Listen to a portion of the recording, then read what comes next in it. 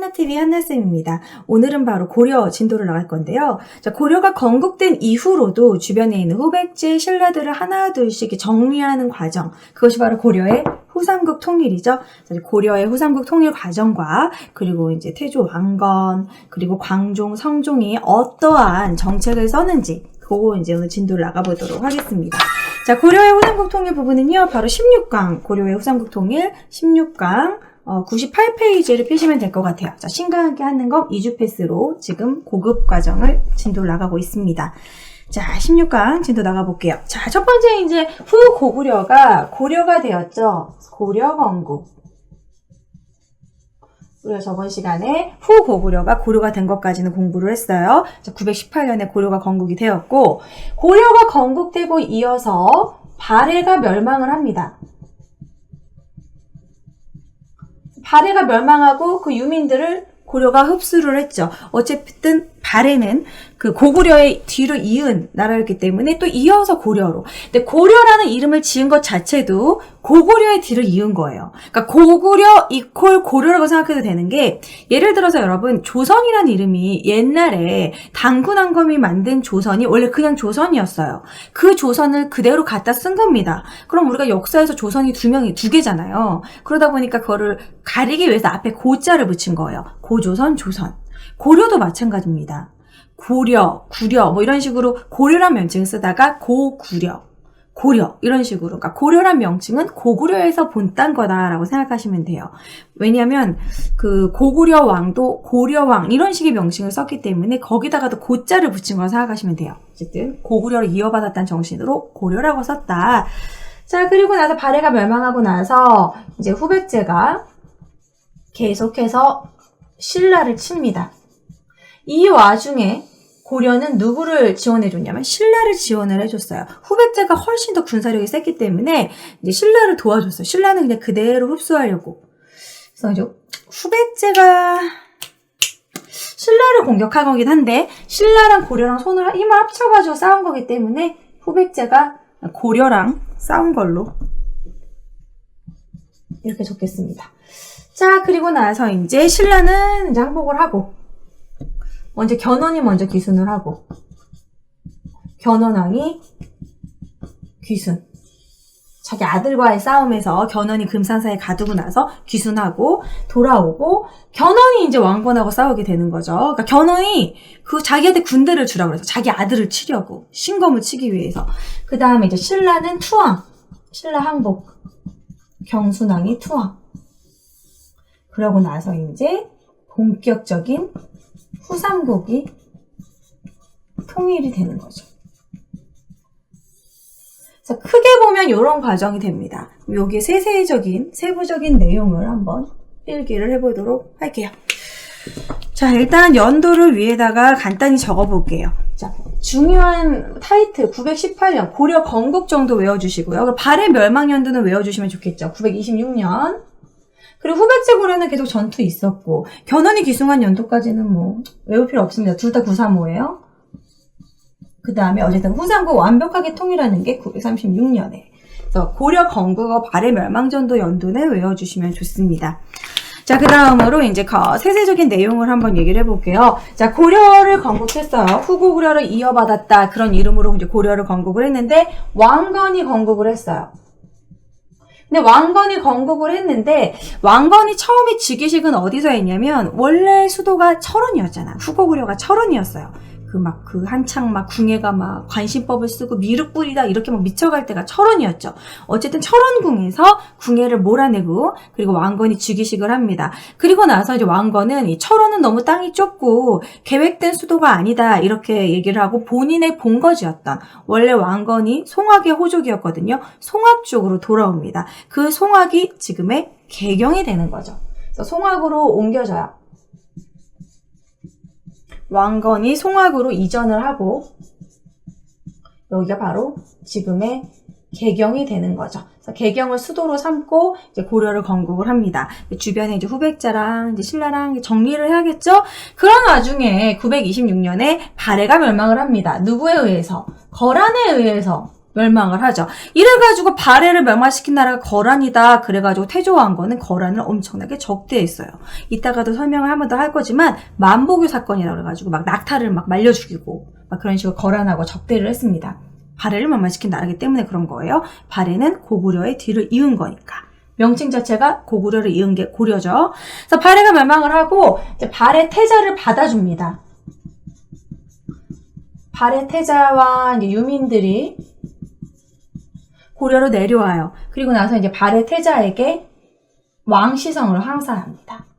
발해 태자에게 왕계라는 이름을 줬어요. 이때 태조 왕건이 호족들을 포섭한 방법이 결혼을 하는 거였습니다. 호족들의 딸과 결혼을 하는 건데, 결혼하는 것도 이제 뭐 한두 명이지, 29명의 왕비가 있었잖아요. 그러니까 더 이상 힘이 안 닿는 데는 이제 왕시성을 주는 거야. 너는 나의 친척이다. 그런 식으로 해가지고 극진한 대우를 줬다라는 거죠. 그러니까 고려 왕족으로 대우해줬다라는 거예요. 이때 왕건, 왕씨가 고려의 왕족이었잖아요. 그래서 왕기라는 이름을 주고 왕족으로 대우해줬다. 왕족 대우를 해줬다. 이런 식으로 발해 유민을 흡수했다. 극진하게 받아들여줬다. 이렇게 기억하시면 될 것 같고, 자, 후백제랑 고려랑 이제 싸우게 됩니다. 후백제가 먼저 이제 신라를 공격을 해요. 그게 바로 공산전투. 그래서 공산전투 있고, 그 다음에 이어서 고창전투. 자, 두 차례의 큰 전투가 있었는데, 후백제가 막 신라를 먼저 막 치는 거예요. 근데 이제 신라를 공격을 하는데, 신라를 공격할 때, 이제 고려는 신라를 지원해 주는 거죠. 고려가 신라를 지원을 해주고, 그 와중에 공산전투일 때는 패배를 했습니다. 그래서 공산전투는 고려군 패배. 견훤이 전쟁을 엄청 잘했어요. 그런데 고창전투에서는 안 되겠다. 우리가 인원적으로 딸리니까 안 되겠다. 그래서 왕건들이 주변의 호족들을 막 포섭을 해서 이때 막 결혼을 막 하면서 포섭을 하면서 내 전투에 힘을 대어줘라. 그래서 호족들이 도와줬기 때문에 고창전투에서는 왕건이 승리합니다. 호족들이 군사력을 지원해줬기 때문에. 지금 구체적인 내용을 하는 이유는 고급 과정이기 때문이에요. 중급에서는 이렇게 막 고창전투 공산전투 모르셔도 돼요. 근데 요런 게 이제 사료와 함께 나올 수 있는 부분이니까 요게 나오면 문제가 어떤 식으로 나오냐면 순서. 이게 어느 순서에 일어나는 거냐. 이거 이후의 일이 무엇이냐. 그렇게 물어볼 수 있기 때문에 순서 과정에서 발해멸망 이후에 공산전투, 고창전투가 있었다. 요런 식으로 이제 순서를 외우셔야 돼요, 여러분들이. 그 다음에 이제 견훤이 이제 투항을 합니다. 이제 견훤 같은 경우에는 이제 왕위 계승 다툼이 일어나요. 후백제에서. 견훤은 신금이 원래 좀 성격이 불같았고 약간 좀 사고도 많이 쳤기 때문에 신금을 왕위에 오르려고 하지 않았어요. 그러니까 신금이 자기가 왕위에 오르지 못한 거지 열받아가지고 아버지한테 배신을 때린 거야. 아버지한테 칼을 들고 아버지를 금산사에 절에 그냥 가둬버렸어. 그래서 뭐 신금의 반란을 일으키죠. 신금의 반란으로 이제 견훤을 금산사에 가뒀어요. 유폐시켰어요. 그럼 이제 견훤이 이제 완전 열받는 거지. 안 되겠다. 왕건이랑 손을 잡아서라도 이 신검 이 자식을 쳐야겠다. 아들을 쳐야겠다. 그래서 나중에 이제 견훤이 그래서 결국 이것 때문에 견훤이 이제 기순하는 거죠. 왕건과 합류해버리는 거예요. 그래서 이제 견훤이 워낙 전쟁을 잘했기 때문에 왕건 입장에서는 개이득이지. 이제 견훤이 오면은 후백제 간단히 정리할 수 있겠구나. 자, 그러면서 이제 신라는 이미 이제 힘이 없었어요. 군사력도 없고 더 이상 뭐 나라를 세울 힘도 없었기 때문에 신라의 경순왕이, 마지막 왕 경순왕이 그냥 백기 들고 투항합니다. 왕건한테 나를 받아주세요 하고 그냥 투항을 해요. 투항을 하는데 그래도 이제 경순왕은 왕이잖아요. 신라 왕족이잖아요. 그래서 정승공이다 이래가지고 최고 극진한 또 대우를 해줍니다. 그리고 그냥 원래 신라가 다스렸던 그 신라 지역 있잖아요. 그 신라 지역을 경주라고 해가지고 시급으로 하사해요. 그냥 너 거야. 거기 있는 땅은 네 거다. 이런 식으로 시급을 주는 거야. 그 시급이라는 거는 약간 군공의 개념인데, 군사적인 공을 세운 사람에게 그 땅과 거기에 살고 있는 사람들의 노동력까지 지배할 수 있는 그런 군공인데, 엄청나게 좋은 거 그냥 정승공에게 주는 거죠. 경순왕을 그런 식으로 대우를 해주고, 뭐 이런 걸 사신관 제도라고 하는데, 이제 이 경순왕을 나중에 너는 김부라고 해가지고 네가 그 지역을 다스려라. 너가 그 지역을 잘 아니까 그 지역을 다스려라. 이런 식으로 해서 사신관 제도에도 경순왕이 나와요. 그러니까 그런 식으로 흡수했다, 신라는. 자, 그 다음에 이제 후삼국 통일 누구만 남았습니까? 이제 견훤은 왔어. 견훤은 왕건한테 왔고, 이제 신검이랑 싸워야죠. 어쨌든 후백제랑 싸워야죠. 그게 바로 일리천 전투입니다. 일리천에서 일어났던 전투죠. 자, 이거는 이제 왕건하고, 칸이 없어. 왕건하고, 견훤이랑 손잡고, 신검이랑 싸운 거예요. 후백제. 신검이 있는 후백제인가 싸웠고, 당연히 누가 이겼습니까? 후백제가 멸망했죠. 패배. 이래서 결국에는 후백제를 격파해서 이제 후삼국을 완벽하게 통일하게 되었다. 뭐 요런 순서예요. 그래서 여러분들 큰 타이틀 위주로 일단 외우시고, 고려가 건국되고 발해가 바로 멸망을 하고, 후백제랑 고려랑 계속해서 싸우고 있었는데 후백제 전투력이 꽤 막강했다. 그런데 왕위계승 다툼 때문에, 만약에 견훤이 왕위계승 다툼이 없이 만약에 계속 고려랑 싸웠다면 견훤이 이때 일본하고도 손잡으려고 그랬고, 꽤 막 후당 5월하고 막 이게 교류를 하고 그랬었거든요. 견훤이 군사력을 많이 키워가지고 왕건을 이겼다라면 후백제가 통일할 수도 있었어요. 그치만 어쨌든 왕위계승 다툼 때문에 견훤이 열받았고, 그래서 왕건하고 손을 잡은 다음에 신라 항복하고, 마지막에 이제 신검과 싸우는 후삼국 통일, 일리천 전투로 마무리. 여러분들이 이런 큰 타이틀 순서로 외우시고, 그 밑에 세부적인 내용을 한 번씩 읽어보시고요. 대표적인 전투, 공산전투, 고창전투, 일리천 전투 정도 이렇게 알아두시면 좋을 것 같아요. 뭐 이런 신검의 반란 이런 것들도 이제 눈여겨서 봐주시고, 여기는 이런 순서대로 공부하시는 게 중요합니다. 끊고 지운 다음에 다시 필기를 할게요. 칸이 모자라네. 밑에다가 쓸까 했는데, 여기서 끊고,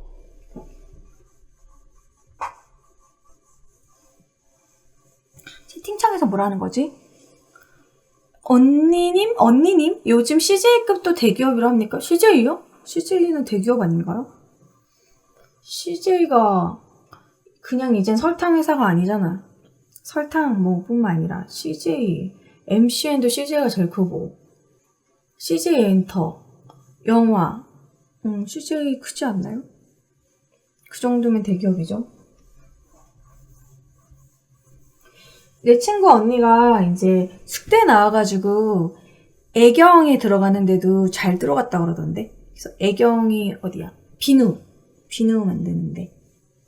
한국사 공부는 강의로 하는 게 좋나요? 아니면 책 보는 게 좋나요? 외울 거밖에 없어서 공부 못 하겠네.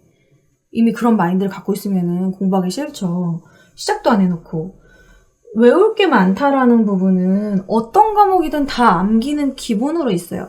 뭐 영어는 안 그런가? 영어 단어 암기해야 되지. 수학도 결국은 공식을 암기해야 되지. 그러한 문제 푸는 방법을 암기하는 거예요. 근데 자기가 그거에 약간 적성이 맞느냐 안 맞느냐 차이지, 공부는 결국 암기력으로 하는 거죠. 근데 이제 그걸 외울 때 외우기 싫어, 정말 짜증나, 하기 싫어 이러면 정말 하기 싫고, 이왕 하는 거 나도 한번 제대로 공부해보자 이런 마음으로 일단 강의를 듣고 본인이 한번 외울 수 있게 서브노트를 만든다던가 필기를 좀 정리해서 자기 걸로 만들고, 그리고 개념 정리를 좀 제대로 해서 암기하고 문제 풀고, 자꾸 틀리는 문제 한 번 더 오답 노트 만들어서 정리하고, 그런 반복이에요. 예.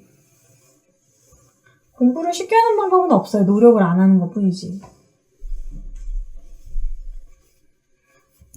국사는 흐름이긴 하지만 암기는 100% 있어요. 국사 외우지 마세요. 흐름으로만 파악하세요. 그러면은 막상 문제 풀 때는 안 외우면 안 되지. 암기라는 게 나쁜 게 아니야. 암기는 공부의 기본이야. 내가 공부한 것을 기억하는 거. 그게 암기야. 뭐든지, 그러니까 그 암기를 할 때 얼마나 이해를 잘 해가지고 나만의 암기법으로 오래 기억하고 있느냐. 그게 이제 공부를 잘하고 못하고의 차이지, 기본적으로 흐름이든 이해든 뭐 나무를 보고 숲을 보든 뭐 그런 것든 어쨌든 암기는 해야 돼요. 뭐 역사는 달다 외워야 돼 그런 건 아니지만 전체적인 흐름을 파악을 하고 흥미를 가지고 이제 막 약간 서로 비교도 해가면서, 근데 어쨌든 순서는 외우셔야 돼요. 암기를 해야지 나의 머릿속 되뇌에 딱 인지가 되는 거지. 암기하지 않으면 내게 되지 못하지.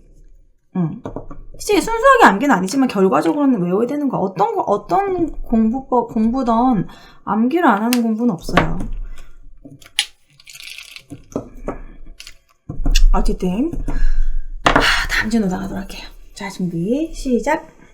고려의 발전.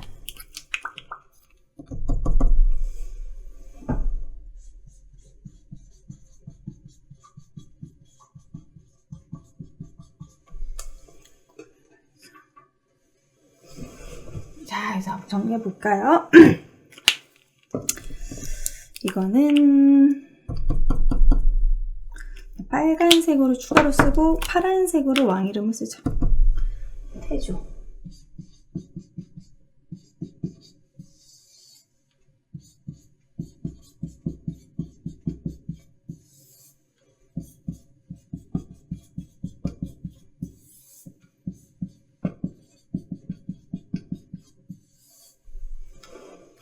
자, 준비 시작. 네, 이어서 이제 고려의 발전으로 넘어가 볼게요. 제가 지금 대표적인 왕, 태조, 광종, 성종, 현종만 이렇게 정리를 해놨습니다. 이 사이사이에 다른 왕들도 있지만 우리가 이제 꼭 업적을 외워야 되는 왕만 정리를 한 거예요. 그 중에서 가장 중요한 건 태조 왕건. 제일 처음 나라를 세웠고 나라의 기틀을 잡다 보니까 워낙 중요한 업적들이 많습니다. 그리고 태조 왕건은 쉬운 문제도 너무 많이 나오죠. 그래서 여러분들이 좀 어느 정도 공부를 하셔야 돼요. 자, 태조 같은 경우에는 아까도 잠깐 얘기를 했지만 호족을 어떤 식으로 자기 편으로 만드느냐, 호족을 통합하는 게 가장 관건이었어요. 왜냐면 태조가 무슨 출신이야? 호족 출신이잖아요. 호족이 왕이 됐어. 그럼 저 사람이 왕이 됐으면 나도 왕이 될 수 있는 거 아닌가? 역모를 막 꾸밀 수 있겠죠. 그러니까 그 사람들을 어떻게든 강압적으로 누르던지 자기 편으로 회유를 하던지 무조건 자기 편을 만들어야 되는 상황이었죠. 그래서 어떻게 최고의 자기 편으로 만드는 거는 친인척 관계가 되는 건데 그것은 바로 그 사람의 사위가 되는 거였어요. 결혼을 합니다. 열심히. 그래서 혼인정책, 뭐 결혼정책이라고 하죠. 그래서 29명의 아내와 결혼을 해요. 아내가 너무 많아. 자식도 너무 많고. 근데 그것 때문에 나중에 왕위 다툼이 일어나긴 합니다. 이 뒤에 왕규인난도 일어나고. 어쨌든 결혼을 하고요. 이제 힘이 닿는 데까지 결혼을 하고 그 나머지 사람들에게는 사성정책이라고 해가지고 하사한다. 성을. 하사한다. 성을 한다. 왕시성을 주는 거예요. 이제부터 너는 왕보다 나한테 왕한나다 이런 식으로 너는 나의 친족이고 왕족이다 이런 식으로 대우를 해주면서 땅도 주면서 왕시성을 하사합니다. 그래서 이제 결혼과 사성 정책이 호족을 좀 이렇게 잘해주는. 그리고 땅도 줘요. 역분전을 지급해요. 중요한 토지 제도죠. 역분전 지급. 그러니까 개국공신들에게 내가 이제 나라를 세우는데 공을 가지고 있는 그런 사람들에게 뭐 관풍, 뭐 인품과 뭐 그런 관직 같은 걸 고려해서 이제 역분전을 주죠. 자, 그래서 호족 통합 정책은 이 정도 아시면 될 것 같고, 호족을 통합하기도 했지만 지방 세력을 조금 견제하는, 통제하는 정책도 두 개가 있었어요. 첫 번째가 이제 그 사심관제도. 사심관제도라는 건 어떻게 보면 좀 약간 우대해 주는 거라고 할 수 있는데, 네가 그 지역에 대해서 잘하니까 네가 그 지역의 사심이 되어라 이런 식으로. 아까 그 경순왕이 투항을 했을 때 너가 이제 그 지역을 너를 이제 김부라고 하고 네가 그 지역을 네가 거기 경주에 사심이 되어라 뭐 그런 식으로 해가지고 출신 지방 관리들에게 사심이 되게 하는 거, 그게 사심관제도입니다. 좀 약간 우대한다고 생각하시면 돼요. 우대해 주는 거. 흡수하면서 너가 그 지역을 다스려라 뭐 그런 거. 그 다음에 이제 기인제도. 기인제도는 통일신라 때 상수리 제도에서 이어받은 건데요. 기인제도는 인질이에요. 인질로 기억하시면 될 것 같아요. 어떻게 인질로 하느냐? 그러니까 이제 그런 지방에 있는 호족들, 지방 세력의 자식들을 개경에 와서 공부시켜. 이런 말을 유학 보내라고 그래. 자식들을 데려와. 그럼 개경에 데리고 있어. 공부는 시켜주지만 데리고 있음으로써 그 지방에서 반란이 일으키면 자식들 약간 인질로 삼는 거야. 너 지방에서 반란 일으켜 영목 꾸민 거야? 그럼 네 자식 죽여도 됨? 뭐 이런 식으로. 약간 인질로 삼는 게 기인제도예요. 그 기인제도는 통일신라 때 상수리제도가 이어진 거다. 상수리제도가 똑같은 거거든요. 그 다음에 이제 민생을 안정시키기 위해서 이거는 좀 백성들한테 인기를 얻기 위해서 세금을 줄여줍니다. 그것도 네, 세율을 줄여줘요. 세율을 엄청나게 10분의 1로 감면해줬어. 이건 뭐 엄청난 거예요. 만약에 우리가 대통령이 바뀌었는데 세금을 10분의 1로 줄여준다고 생각해봐. 심쿵하다 진짜. 10분의 1로 줄여주고 그 다음에 이제 흑창을 설치해준 거죠. 자, 흑창이라는 거는 진대법을 이어받은 겁니다. 그 고구려 고국천왕 진대법, 봄에 꺼주고 가을에 감면, 춘대춘학. 이 흑창이 명칭이 나중에 이제 성종 때는 의창으로 바뀌어요. 그러니까는 결국 진대법, 흑창, 의창 명칭만 바뀐 것 뿐이지 그 성질은 똑같아요. 자, 그 다음에 이제 북진정책. 태조한 거는 한 것도 너무 많아. 우리가 외울 것도 많게, 그쵸? 북진정책은 서경을 중시합니다. 서경이 어딥니까? 지금의 평양인데요. 수도는 개경이지만 평양을 중요시하면서 서경을 중시하면서 계속해서 좀 북쪽으로 나아가려고 하는 북진정책의 근거지로 삼았다라는 거고 그 다음에 거란과 사이가 나빴어요. 거란 접대.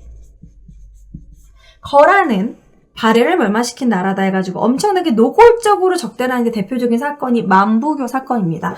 만부교 사건은 거란에서 이제 우리 외교하자, 우리 잘 지내보자 이래가지고 이제 아마 사신들을 30명 정도 보내고 이제 낙타 50피를 보냈는데 노골적으로 만부교라는 그 다리에서 낙타를 매달아가지고 막 거꾸로도 매달고 막 그래가지고 굶어 죽였어. 낙타는 무슨 죄야? 아무튼 낙타가 굶어 죽고 낙타는 어지간해도 굶어 죽는 애가 아닌데 어쨌든 굶어 죽고 그리고 사신들은 섬으로 유배 보내버리고 노골적으로 난 너네가 싫어 이런 식으로 표현을 했다라는 거죠. 북진 정책을 하겠다라는 의지를 표현했다라는 거예요. 그런데 이제 고려는 초기에는 이렇게 북진 정책을 하지만 이제 뒤로 갈수록 약간 좀 개경파 그런 귀족들이 좀 보수화되죠. 김부식처럼 뭐 그런 애들 이제 보수화되고 그래서 서경파들이 막 서경천도 운동을 하고 나중에 아무튼 바뀌게 됩니다. 초반에는 북진 정책을 추진했다라는 거. 자, 그 다음에 뭐 태조가 썼던 책들 여러 가지 책을 쓰는데요. 정계와 계백묘서. 이 책은 이제 관리들의 지침서. 관리들은 이렇게 관리들이 해야 된다. 뭐 이런 식으로 관리들이 이제 뭐 일을 해야 된다. 나란 일을 맡아서 이렇게 해야 된다. 그런 게 정계 계백묘서 관리들을 알려주는 그런 책이고요. 그 다음에 정말 중요한 거 훈요십조. 훈요십조는 이제 이런 태조왕건의 가르침. 그러니까 나중에 이제 다음 선대 왕들, 선대래, 후대 왕들에게 이런 식으로 해라, 이런 식으로 가르침을 남겨놓은 거예요. 10가지 조항을 남겨놓은 거예요. 이런 식으로 뭐 불교를 그래도 융성해서 뭐 연등해야 팔간해를 뭐 융성하게 해라, 뭐 어떻게 해라, 뭐 이런 식으로 훈요십조는 뭐랄까, 그럼 후대 왕의 지침서, 후대 왕들에게 주는 지침서. 이런 식으로 책을 남겼다. 정계 계백묘서는 관리, 훈요십조는 왕들에게 남겨주는 그런 거라는 거. 그래서 좀 외울 게 많죠. 이따가 한번 싹 정리할게요. 그다음에 광종으로 넘어갑시다. 사실 태조에서 광종 사이에는 어떤 문제가 생겼냐면은 뭐 정종 뭐 이럴 때 무슨 일이 생겼냐면 왕위 다툼이 일어났어. 왜냐면 결혼 너무 많이 한 거야. 아들이 얼마나 많겠어. 그러니까 서로 왕이 되겠다고 당연히 싸우고 왜 우리 손주가 왕이 안 돼 이러며 가지고 막 호족들이 또 반란을 일으키는 거죠. 왕귀회난도 일어나고. 그래서 광종 때는 왕권을 강화하기 위해서 귀족들을 좀 누를 필요가 있었어요. 그래서 광종이 선택한 거게 무엇이냐면 노비안건법입니다. 왕권 강화의 목적인 거죠. 노비안건법은 뭐냐면 억울한 노비들 해방해 주는 거야. 그러니까 억울한 노비라는 개념은 뭐냐면 원래부터 노비 출신이 아니라 빚이 지어가지고 뭐 채무노비라고 그래가지고 빚이 많아가지고 노비가 됐다던가 뭐 그런 식의 빚 때문에 넘어가는 그런 노비들을 풀어준 거예요.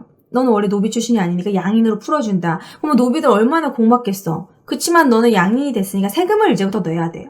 당연히 자유를 얻었으니까 세금을 내겠죠? 그러면 양인이 되면은 세금을 내게 되고 그 세금의 돈은 어디로 갑니까? 국가 재정이 되겠죠. 그래서 노비환건법은 국가 재정이 확충되고 이것은 즉 왕권이 강화되는 그러한 결과를 가져온다는 거죠. 국가재정 확충, 왕권 강화. 그러면은 귀족들 입장에서는 본인들이 가지고 있는 노비가 하나의 군사력도 될 수 있는 거고 하나의 그냥 돈이 재산인데 노비가 해방됐으니까 귀족들의 권위는 좀 낮아지겠죠. 귀족들이 좀 불만이 생겼겠죠. 노비환건법으로. 그러면서도 두 번째, 왕의 말을 잘 듣는 사람들을 뽑습니다. 왕이 직접 시험 문제를 내고 이래가지고 관리를 뽑는다는 거지. 쌍기의 권위로 과거제도를 시행을 해요. 그래서 우리나라 최초로 이제 과거제도 실시. 그래서 과거제도 이거 두 개의 목적 자체는 둘 다 왕권 강화와 관련이 있다. 왕권 강화, 과거제도도 왕권 강화. 왕이 직접 본인이 필요한 인재를 직접 뽑겠다. 뭐 그런 거예요. 자, 그리고 이어서 이제 백간의 공복제정. 공복이라는 것도 왕권 강화 사실 관련이 있어요. 왜냐면 공복을 옷 색깔을 딱 4가지 색깔로 정해가지고 위계 질서를 딱 튼튼하게 하는 거지. 이 색깔에 따라서 높은 관직, 낮은 관직 이렇게 나눠지고 인사하고 뭐 이런 식으로 해가지고 조금 이제 이것도 역시 위계 질서를 만들고 규율을 만든 거죠. 공복 제정. 그리고 이제 연호를 사용을 합니다. 독자적 연호. 광종 때는 광덕, 뭐 준풍이라는 그런 독자적 연호도 사용을 했다. 뭔가 좀 나라가 강하다. 그러면 항상 연호를 막 사용하고 그러죠. 그리고 이제 귀법사를 만들어요. 귀법사를 창건해서 이거는 약간 숭불정책이라고 할 수 있고 마지막 광종에 대해서 마지막 제위보를 설치합니다. 그 태조왕건 같은 경우에는 이제 흑창이라고 해서 진대법을 이어받은 거라면 제위보는 뭐냐면 고려 때 뭐 제위보, 팔관보 여러 보로 끝나는 게 있어요. 그거는 일종의 계라고 생각하면 돼요. 요즘에 뭐 이런 엄마들이 무슨 여행 계하고 무슨 계하고 이렇게 무슨 목적으로 돈을 모으죠. 한 달에 얼마씩 기금을 마련을 해요. 이 제위보는 빈민 구제 기금을 마련을 하는 거예요. 사람들이 이제 뭐 귀족들이나 이런 사람들에게 제위보 기금 얼마씩을 바쳐라 이런 식으로 막 모아가지고 그걸 나중에 흉년이라던가 아니면 자연재해가 닥쳤다던가 이런 빈민이 생겼을 때 그 사람들을 도와주는 빈민 구제 기금을 마련한 거예요. 제위보는 빈민 구제 기금, 유니세프 막 이런 거 그렇게 생각하시면 됩니다. 보는 일종의 계다. 예를 들어서 팔관보가 있었는데 팔관보는 팔관의 기금을 마련하기 위한 그런 팔관보 뭐 그런 거거든요. 그래서 계라고 생각하시면 돼요. 자, 그 다음에 성종으로 넘어갑시다. 성종하면은 유교가 딱 생각이 나야 돼요. 성종은 유교 정치, 최승로의 건의를 받아들여서 고려를 유교 정치의 나라로 만들었다. 일단 성종 같은 경우에는 여기 노비환건법에서 이어서 이거를 또 풀어줍니다. 이거를 노비를 풀어줬다. 노비 환천제라고 해요. 반대 개념이에요. 억울한 노비를 풀어줬는데 다시 걔를 노비로 다시 만들었어. 왜 그런 거냐면 이제 억울한 노비를 해방해 준다고 했더니 그 노비들이 생각을 해봐요. 막 당하다가 막 주인한테 맨날 당하고 맨날 업신여김을 당하다가 해방됐어. 그 주인한테 이제 해코지하고 싶겠지. 그런 해코지하는 노비가 이제 생겼다라는 거야. 그래서 이제 그 노비를 이제 풀어준 자유인이 된 노비들 중에서 주인을 욕보인 자들은 다시 노비로 만들었어. 어느 정도의 좀 위계 질서는 세워야 된다. 뭐 이런 식으로 생각한 거죠. 그래서 이제, 방면된 노비 중에서 주인을 욕보인다던가, 주인한테 해코지했다던가, 아니면 노비가 이제 해서는 안 되는 행동, 뭐 그런 걸 했으면 다시 돌려보내는 게 노비 환천제입니다. 성종 때 노비 환천제를 했다라는 거. 이것도 역시 최승로의 건의로. 좀 유교적인 거를 중요시하는 최승로였기 때문에 강상죄라고 하죠. 이렇게 윗사람한테 대드는 거 그런 거를 못하게 하기 위해서 한 거라고 생각하시면 돼요. 방면한 노비들이 욕보인다던가 너무 까분다. 그럼 다시 노비로 만들었다라는 거예요. 자, 그리고 정말 중요한 건 최승로의 시모 28조입니다. 너무너무너무 중요하죠. 최승로의 시모 28조. 지금 우리나라가 급한 28가지의 변화, 어떻게 개혁을 해야 되는지 그런 거를 이제 바친 거죠. 나라에 저기 왕한테 유교 정치를 구현하기 위한 시무책. 지금 급한 여러 가지 바꿔야 되는 개혁 이런 것들 최승로가 건의를 했고 거의 성종이 받아들였어요. 그래서 이 최승로 시무 28조를 가지고 이제 나라를 다시 재정비를 하는데 제일 중요한 게 이제 이성육부제. 중국의 삼성육부를 받아들여서 고려 스타일대로 이성육부제 통치 조직을 만듭니다. 이성육부제에 대해서는 구체적으로 이따가 중앙간제를 공부를 할 거고요. 그리고 이제 최승로가 전국에 12목을 만들어서 거기다가 목사를 파견하고 지방을 제대로 통제를 해야 된다고 주장을 해요. 12목 설치. 그래서 여기다가 지방간을 파견을 하고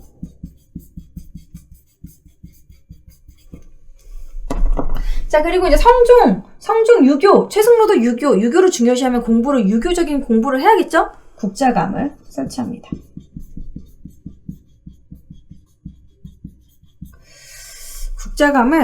설치라고 하지 말고 국자감을 재정비했다. 얘가 아예 새로 만든 건 아니에요. 정비했다. 국자감을 최고교육기관으로 정비했다. 이렇게 기억하시면 될 것 같고, 그리고 명칭은 의창으로 바꿉니다. 의창 설치. 의창은 요 흑창이 의창이 된 거예요. 명칭만 바뀐 것이다. 진대법을 계승한 거. 성종은 요 정도 보시면 돼요. 자, 그럼 현종으로 넘어가는데 현종을 굳이 쓴 이유는 사실 현종까지 필기 안 해도 상관은 없는데 쓴 이유는 바로 초조대장경 때문이죠. 그래서 어쨌든 현종 때는 경기와 오도 양계로 이렇게 좀 지도를 완벽하게 만들어요. 지방제도를 확립한다. 지방제도를 경기 5도 양계로 지방제도를 확립을 하고 거란의 침입 때문에 초조대장경인데 초조거란이래. 거란의 침입 때 결국 거란하고 싸우거든요. 거란 적대였기 때문에 초조대장경을 만들어요. 초조대장경을 만들고 7대실록 이런 것들을 이제 문화적인 그런 활동을 했다라는 거. 초조대장경만 기억하시면 되고요. 5도 양계 지방제도를 확립했다. 자, 왕별로 조목조목 좀 중요한 것만 쫙 써봤습니다. 근데 이제 뭐 위주로 공부를 하시냐면 태조의 호조통합책은 너무너무 중요해요. 결혼, 혼인정책, 왕시성하사, 역분전 너무 중요하고 시험에 너무 잘 나와요. 지방통제도 너무 잘 나옵니다. 사신간제도와 기인제도 같은 경우에는 사료를 제시해주고 기인제도에 대한 설명을 해준 다음에 사료를 제시해주고 이것에 대한 목적을 묻는다던가 그 왕이 누구냐고 묻는다던가 그래서 너무 잘 나와요. 그럼 민생안정은 쭉 읽어보고 흑창 정도만 기억을 해주시고 그리고 북진정책, 서경정시, 거란적대 이거 나머지 쭉쭉쭉쭉 읽어보고 훈요10조 동그라미 너무 중요합니다. 훈요10조 그 사료를 제시해주고 이제 왕건에 대해서 물어보는 그런 문제가 나올 수 있어요. 자, 광종은 꼭 외워줘야 되는 두 가지가 노비안건법과 과거제도죠. 노비안건법, 과거제도 왕권 강화의 목적이었다. 자, 그리고 귀법사 창건 이런 거 쭉쭉 받으시고 제위보 중요하죠. 제위보. 광종 때 제위보, 과거제도, 노비안건법 중심으로 공부하시고요. 성종 같은 경우에는 오히려 노비를 풀어줬다라는 거. 노비 환천제라는 명칭이 좀 어색하고 좀 처음 듣는다 이럴 수도 있거든요. 이건 고급 과정이가 나오는 겁니다. 노비 환천제 오히려 광종 때 풀어줬는데 성종은 다시 노비로 만들었다. 이것이 이제 유교적인 거에 영향이 있다라는 거죠. 자, 그리고 최승로의 시무 28조 완전 중요하죠. 최승로의 시무 28조. 28조의 내용대로 이성육부제 확립하고 12목 국자감 설치하고 의창 이런 게 다 이루어졌다. 이렇게 공부하시면 될 것 같고 현종 때는 경기와 오도양계를 딱 확립하고 초조대장경 정도 기억하시면 끝. 이렇게 왕 흐름대로 쭉쭉 파악을 하시고 꼭 중요한 명칭들은 외우셔야 됩니다. 이런 기인제도, 사신간제도 이런 거, 제도 같은 거, 역분전, 흑창 이런 식의 포인트 단어들은 꼭 암기해 주세요. 노비안건법, 과거제도, 제위보, 최승로 시무 28조 이런 것들, 노비환천제, 초조대장경, 현종 때 만들었다. 그런 식으로 공부하시면 될 것 같습니다.